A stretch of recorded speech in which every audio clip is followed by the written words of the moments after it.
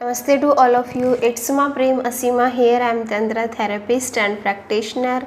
I'm from Kerala. Today's topic is about our samadhi. हम पहली बार मनुष्यों को समाधि की झलक कैसे मिलती है, किस में मिलती है, आज हम उसी की चर्चा करेंगे. Man had his first realization of samadhi in the experience of sex. जी हाँ, बिल्कुल.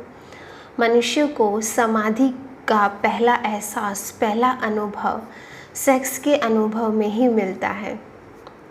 और इसीलिए शायद मनुष्य का सेक्स के प्रति इतना ज़्यादा गहरा आकर्षण है, क्योंकि उसको उसमें समाधि की झलक मिलती है, पहला समाधि का अनुभव मिलता है. But sex is costly affair, a very costly affair ended.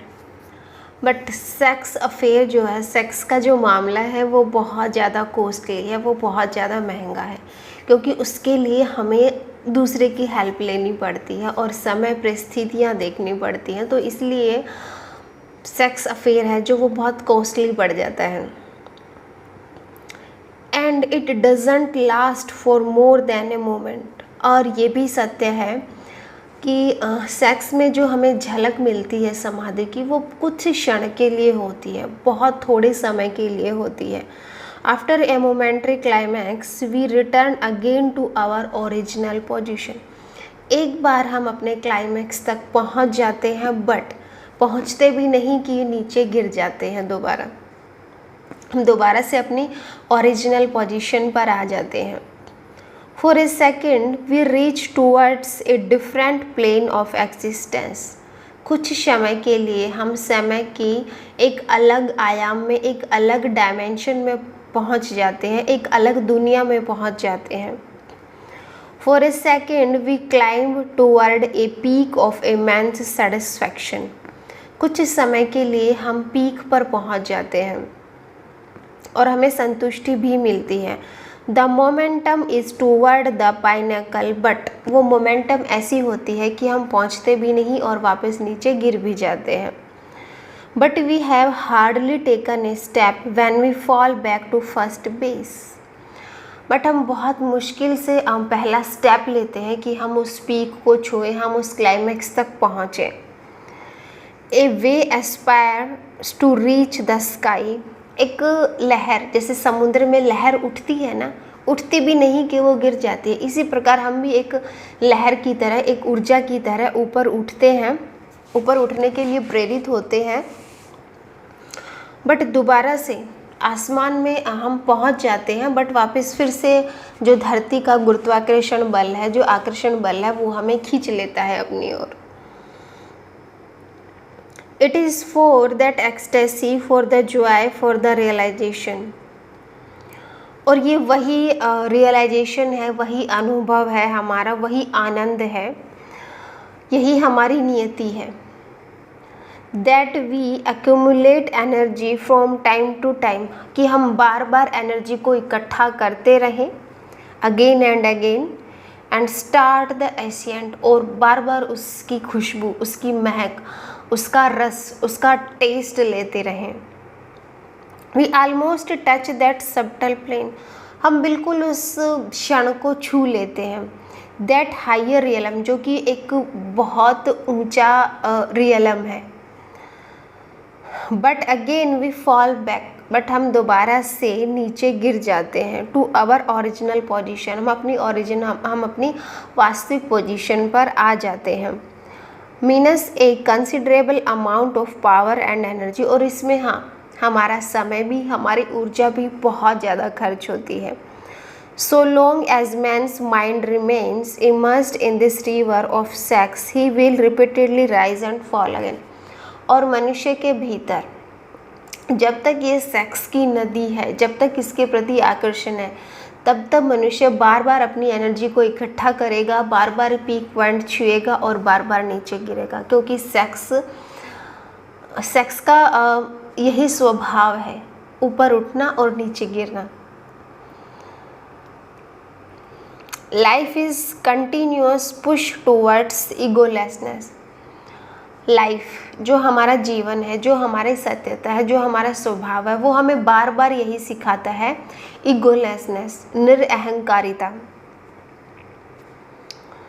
Towards timelessness, समय की शून्यता, वेदर कॉन्शियस और अनकॉन्शियस, भले हम कॉन्शियस हो या हम अनकॉन्शियस हो, हम अवेयर हो, जागरूक हो या हम बेहोश हो, बार बार समय हमें सिखाता है कि समय की शून्यता, जो कि हमें सेक्स में अनुभव होती है जब हम अपने क्लाइमेक्स पर होते हैं, और निरअहंकारिता, हमारा अहंकार उस समय विसर्जित हो जाता है, विलीन हो जाता है, भले हम होश में हो या हम बेहोश में हो। बार बार हमें समय यही सिखाता है कि तुम्हारा अहंकार कहीं एग्जिस्ट नहीं करता, तुम्हारा अहंकार कहीं पर भी नहीं है, ये झूठा है, और समय भी कहीं पर भी नहीं है। सच्चाई ये है कि हम टाइमलेसनेस में हैं, हम खुद ही टाइमलेसनेस हैं।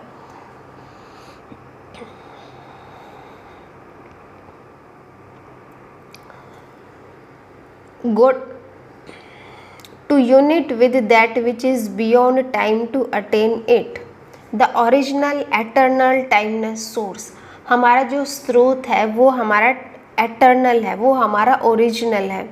To unite with that which is beyond time to attain pure godliness, और जब हम समय की शून्यता में चले जाते हैं तो हम अपने उस प्योर स्वभाव को प्राप्त कर लेते हैं, जो कि वो जो भगवत्ता है, हम उसको प्राप्त हो जाते हैं।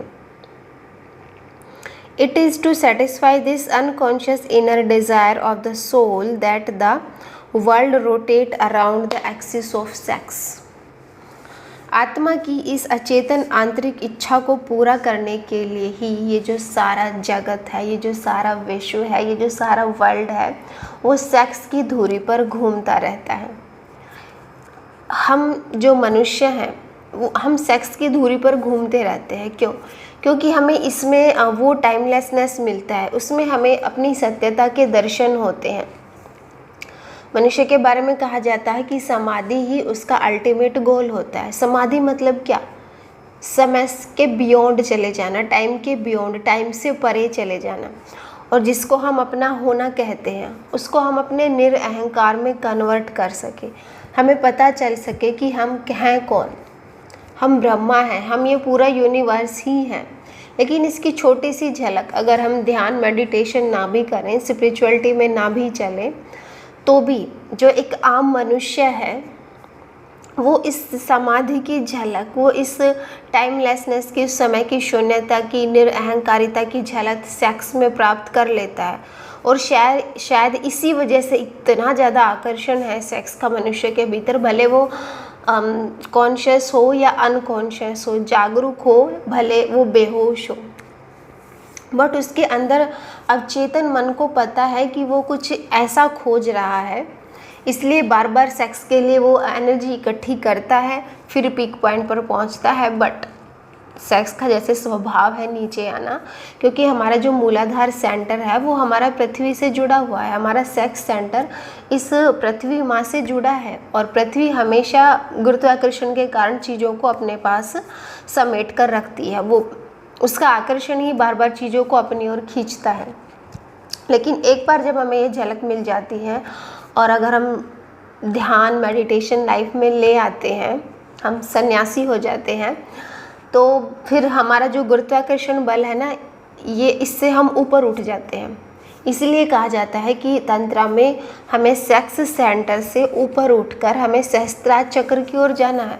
सहस्त्रार चक्र आसमान से जुड़ा है, स्पेस से जुड़ा है, इस यूनिवर्स से जुड़ा है, वो ऊपर की ओर उठता है।